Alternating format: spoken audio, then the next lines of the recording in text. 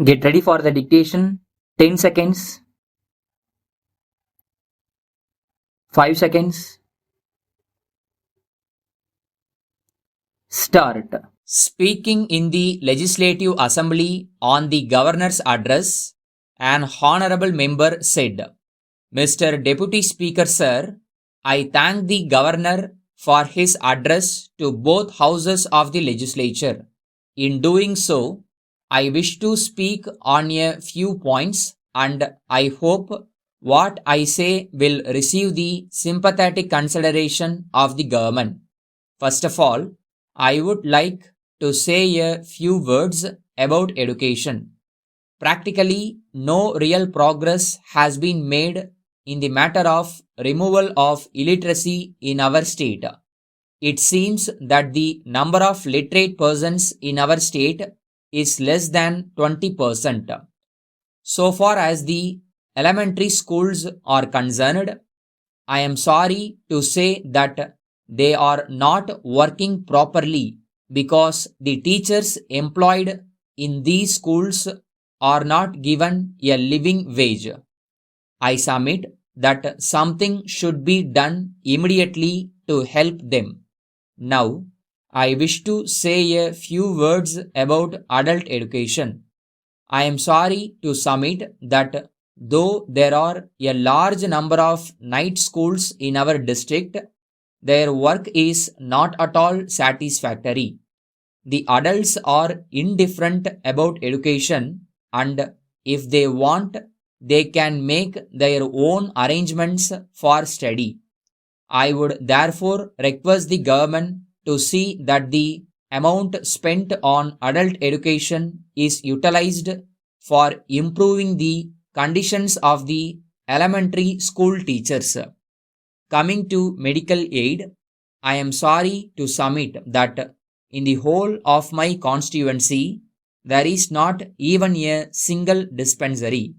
Several representations have been made to the government for opening dispensaries at least in 2 or 3 places, and these representations have been turned down. Now, in some places, groups of villagers have formed themselves into an association and collected some amount for the purpose of starting dispensaries. I hope the requests of these villagers will be considered by the government and dispensaries will be started in certain areas. I may add that I have also made personal representations to the minister in charge of the medical department in this regard. Then, as regards road communications in our district, they are very bad. In many places, roads and bridges are in disrepair. I made a personal representation to the divisional engineer to repair them. He said that he would see to it, but nothing has been done so far. Then, as regards unemployment, there are a number of handloom weavers, and on account of the slump, many of them have been thrown out of employment. I am well aware that the government have taken some steps to relieve their distress, but something more has to be done. Unemployment among the educated classes is also very acute, and a number of educated young men are going about in large towns in search of employment.